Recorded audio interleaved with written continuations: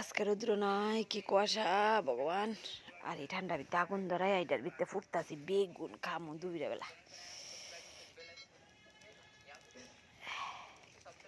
এই যে বেগুন পুরা হইতাছে।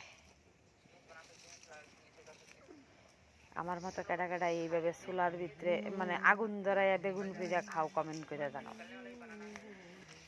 এই যে আজকে বেগুন পুড়া খাইতেছি, কালকা পরশু খামু বুটটা হইয়া। কেডা কেডা খাইবা তাড়াতাড়ি আই পড়ো। আর এই গ্যাসের মধ্যে বেগুন পোড়ার থেকে এই মানে আগুনের বেগুন পোড়ার স্বাদই আলাদা।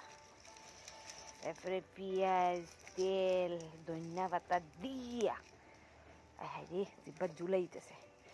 আর এর মধ্যে আরেকটা জিনিস দেখাই, এই যে শালগম, গাজর, এরপরে এই যে টমেটো, এটা গাছ লাগাইছি, এটার ভিতরে ফুল আইতেছে। আর এই যে এখানেও তো সেরা, এখানে তো এই যে বাঁধাকপি, তারপরে লাউ গাছটা একটু দেরিতে লাগানো হয়েছে, এদিকে অক্ষণ খালি আকর্ষণ মানে ছড়তাছে। এই যে বেগুন গাছে বেগুন এই যে ধরে রয়েছে। এই যে মূলা, পালং শাক আছে, ঢেঁড়স আছে, তারপরে ধনিয়া পাতা তো আসই, এই যে ধনিয়া পাতা,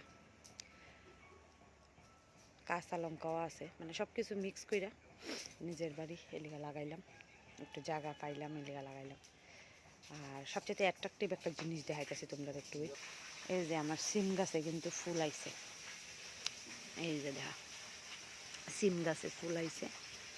আর এখানেও একটা লাউ গাছ আছে, ওই লাউ গাছটা একটু উপরে উঠছে, এই যে এই অব্দি উঠছে।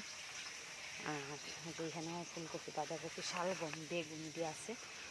কিন্তু অ্যাট্রাকটিভ জিনিস হচ্ছে এইটা, এই যে দেখো ক্ষীরা গাছের মধ্যে ক্ষীরা ধরতেছে। আচ্ছা গাছটি কিন্তু ছোট্ট। আর একটা জিনিস দেখাইতেছে দেখো,